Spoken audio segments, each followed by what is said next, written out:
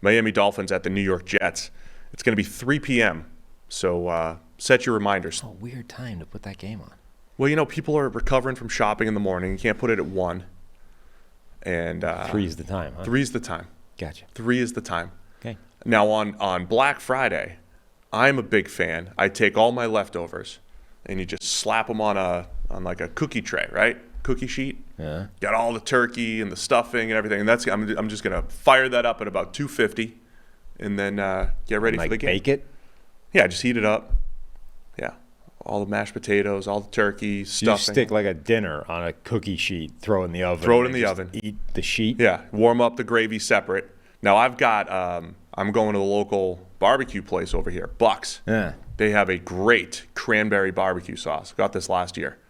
We're buying 4 pounds of turkey for like 6 people. I'm gonna have this for days. So I'm gonna be crushing that during the Black Friday game here.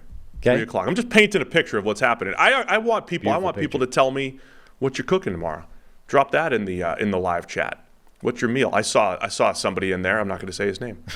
Talking about the boneless leg of lamb that he was making. So drop what you're cooking in here tomorrow. Let me know. Mm-hmm. But the Dolphins and Jets. This certainly looked attractive when they set it up. Aaron Rodgers against Just imagine if this was Rodgers. Yeah. The Jets were in playoff contention / Super Bowl contention. Instead, it's Tim Boyle. It's the Dolphins as 10-point favorites at New York. Tim Boyle making the start here for the Jets. I brought it up when Trev was on the show that Tim Boyle has never had a single season with more touchdowns and interceptions in college or the NFL. And yet, and so obviously him starting an NFL football game now, deep into his career, is patently absurd. And yet, when I watch Tim Boyle, almost every single time, I get it. He does something every game that makes you go, yeah, see, that's why you look past the numbers that are awful every time he plays. Like, I understand that, but somehow it never gets any better. It's just there's a flash every time. We're like, yeah, I mean, he might be pretty good, and then he isn't pretty good. Yeah, he's been a training camp sensation, a preseason sensation for the Packers in the past. Uh-huh. He's Aaron Rodgers' buddy. Yeah. Another one of those buddies he's that's the real moneymaker. Bringing along here. Yeah. So if you're just tuning in too, or just catching up, Zach Wilson officially benched as the Jets quarterback. It happened in the second half last week. So soon? Carried on. Trevor Siemian also elevated to number 2. So Zach Wilson's going to be the third string quarterback for the rest of the year, presumably here. Tim Boyle for his NFL career, 3 touchdowns, 9 interceptions. Which is what he did one whole year at UConn. Yeah. Like 2-10. Yeah. It didn't make any sense. If you give him credit for a totality of preseason career, then he has a positive touchdown to interception ratio.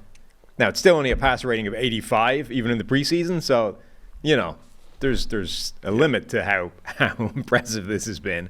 But, 6'4", 230, prototype. Big arm, just not a great football player, apparently. Yeah, I think it's going to be a challenge for the Jets' offense.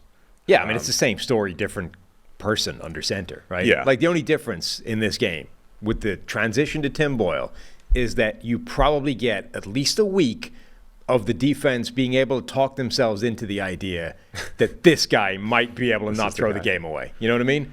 Now, it might only last 1 week, right? This game might, dissuade them of that notion. But for 1 week at least, or until we get into the fourth quarter, the defense for the Jets might be able to go, you know what, at least our quarterback this time will not throw the game away for us. The only other hope you're looking for here is like when Mike White came in a few times after Zach Wilson, the offense looked completely different. I will say, I think the situation has been bad for Zach Wilson. I also think he is just not the quarterback to ever overcome the offensive line issues because he holds the ball so long. And when Mike White came in, he was just boom, boom, boom, making quick decisions, getting rid of the ball. I also don't know that Tim Boyle's that guy. Right. But if they just look, Tim, get rid of the ball. Pass rush is too tough for Miami. O-line's got their issues. Just get rid of the ball quickly, make quick decisions, get rid of it. Like, there might be signs of life here. But that's what I wanted to get to. Like, this Miami pass rush, Bradley Chubb and Christian Wilkins and Jalen Phillips. I mean, as bad as this Jets offensive line has been, it's going to be a challenge just giving them more than 2.5 seconds here. It's hard to know what experience is when you're a sort of lifelong backup like Tim Boyle. Like, Andy Dalton clearly is a better bet to win games right now for the Carolina Panthers than Bryce Young. He operates a bad situation significantly better than Bryce Young because he's been in the NFL for a decade. He's seen things, he's done things. He just understands better how to combat what is a crappy spot to be in. I don't know if the same thing is true for Tim Boyle because, sure, he's been in the NFL for a long time, but it's not like he's been getting reps most of those time, right? He's been sitting on the bench or he's been just a backup in practice, not actually seeing the field much.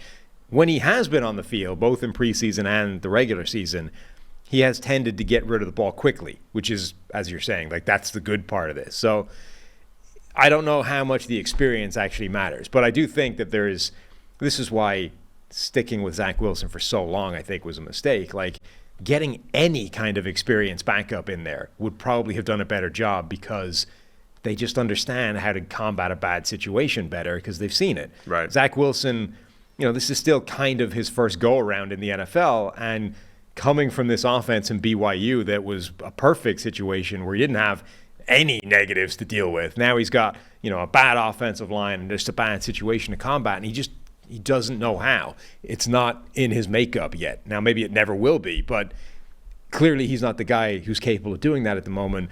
There's some veteran that has seen this and done this and knows how to deal with that better. I don't know if Boyle is that guy because, his entire NFL career in the regular season is 123 dropbacks old. So he's been in the NFL since like 2018, but not doing anything meaningful. Yeah. We know that the interesting matchup, though, of course, is the other side of the ball. Miami's offense against the Jets' defense. The Jets' defense has been so good this year as far as just combating really good quarterbacks. We've covered that a bunch. And, Patrick Mahomes and Josh Allen and Jalen Hurts and all these guys just don't have good games against the Jets. Now, the interesting dynamic here is Tua did not play the Jets last year. He got injured against the Bengals in week 4, and then in week 5 they played the Jets. He was unavailable there. Then they played the Jets in week 18. Tua did not play in that game. In previous matchups with the Jets, he had one really good game, one not so good game in 2021.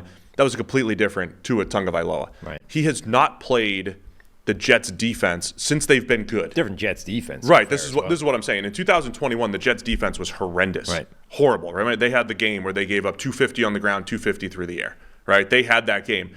The Jets defense since the beginning of 2022 has been outstanding. So Tua has never faced this defense. Mike McDaniel with Tua has never faced this defense. So it's the first time we get to see this. And we've seen teams kind of slow down Miami a little bit more over these last couple weeks. The Jets are outstanding in the middle of the defense in particular. The Jets linebackers have the best coverage grade in the NFL when targeted. That's often the areas where you see Jalen Waddle and Tyreek Hill with a ton of space in the middle of the field, scheming it up there. So this is going to be fun, man. Not just the individual matchups when you see like Sauce Gardner you're going up against Tyreek Hill and going up against Jalen Waddle, but the middle of the field where Quincy Williams has been one of the best linebackers in the NFL this year for the Jets. That matchup is going to be outstanding. So the 10 points, I feel like that's more banking on Tim Boyle putting up 3 points, 7 points for the Jets. Yeah, but this could be like a 20-7 type of win for Miami because I think they're going to have – I think it's going to be a challenge against this Jets defense. It will be, yeah. I mean, the Jets defense is legit. Now, the other element here is for the first game this season, the Jets defense kind of got embarrassed last week. Like, they are coming off a game where for the first time they did not turn the opposing quarterback into Zach Wilson. The opposing quarterback actually carved them up, and they had a bad game. And that, we joked that it was the defense finally getting rolled that caused Robert Saleh to finally snap on Zach Wilson, who had basically been the same all the way through. How does the Jets defense handle for the first time this season getting whacked? Like, do they actually bounce back and restate the point that they are arguably the best defense in the NFL, certainly one of the top 3, or have they kind of given up at this point? Like, have they tapped out now, understanding the futility of their task this season, which is if we're not the 85 Bears, we don't win games? Well, I'm going to love watching that side of the ball. So 10 points, Miami, favored by 10 here in New York, New Jersey. Fourth straight game with at least a touchdown favorite here. Where are you going? The Jets. I have enough faith in that defense that 10 points is a lot. man, I don't like the matchup for the Jets offense at all. No.